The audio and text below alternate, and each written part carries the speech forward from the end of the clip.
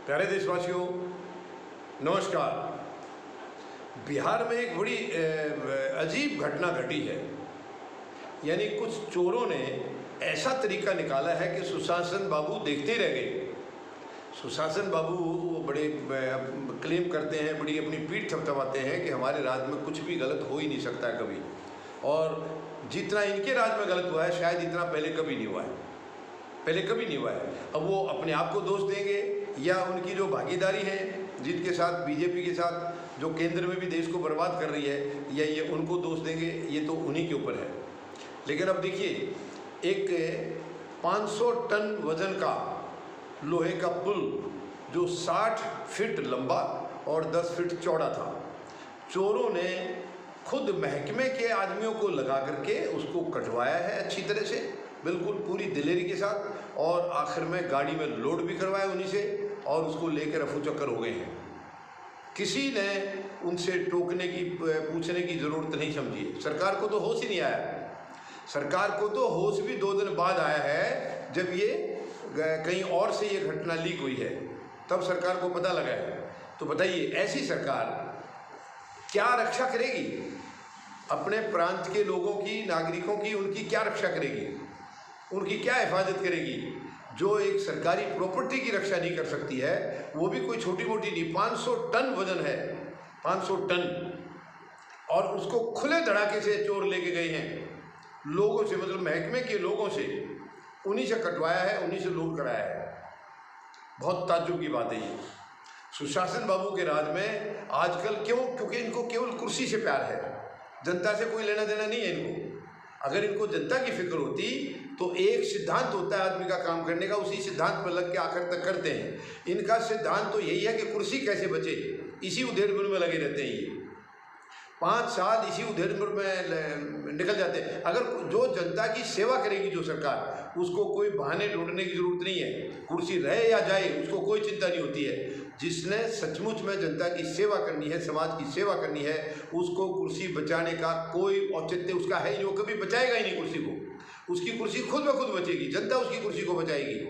लेकिन जिसने करना कुछ नहीं है, केवल बर्बादी करनी है, तो उसको 24 घंटे फिक्र रहेगी कि मेरी कुर्सी कैसे बचाई जाए। और जिसको कुर्सी की फिक्र रहेगी, वो जनता का भला कभी नहीं कर सकता है। जनता का भला वही करेगा जिसको कुर्सी की चिंता नहीं है। यहाँ तो लोग आते ही कुर्सी के लिए हैं, कुर्सी के लिए आते हैं। कुर्सी के लिए वो क्या क्या कुर्बानियाँ दे देते हैं, अपने रिश्तों को ख़त्म कर देते हैं, अपने जो संबंध बहुत पुराने किसी के पारिवारिक ना सही, दूसरे संबंध जो होते हैं वो भी ताक पर लगा देते हैं इसके लिए, कुर्सी के लिए। यानी कुर्सी उनके लिए इतनी महत्वपूर्ण है। और जिसके नाम पर कुर्सी लेते हैं उनको कभी पूछते नहीं, 5 साल के दौरान कभी उनको पूछते नहीं है, उनकी खबर लेने कभी जाते नहीं है। ये है। अब सुशासन बाबू जवाब देंगे इसका। उधर से वो कभी नशाबंदी लगाते हैं, पूरी तरह से शराबबंदी करते हैं, और उधर से नीचे लोगों को उनसे पैसा कमा करके उनकी खुलवा भी देते हैं। ये सब चल रहा है। लेकिन कौन सवाल करेगा? केंद्र में इनके आका बैठे हैं, जिनके साथ इनकी भागीदारी है बिहार सरकार में। इनकी मेजोरिटी कम होते हुए भी इनको सीएम बनाया है। तो ये सब चीज़ें, ये देश को बर्बादी का ही एक रास्ता है, एक बर्बाद करने का तरीका है। जिसमें काबिलियत नहीं है, जिसके पास संख्या नहीं है, फिर भी उसको बनाए रखना, तो ये देश सेवा नहीं है, जनता सेवा नहीं है। ये केवल व्यक्तिगत सेवा है, अपनी पार्टी की सेवा है, खुद की सेवा है ये। ऐसे लोग कभी भी देश का या प्रदेश का भला नहीं कर सकते हैं। तो मैं जनता से अपील करूँगा, सभी से निवेदन करूँगा, ऐसे लोगों को बाहर का रास्ता दिखाया जाए।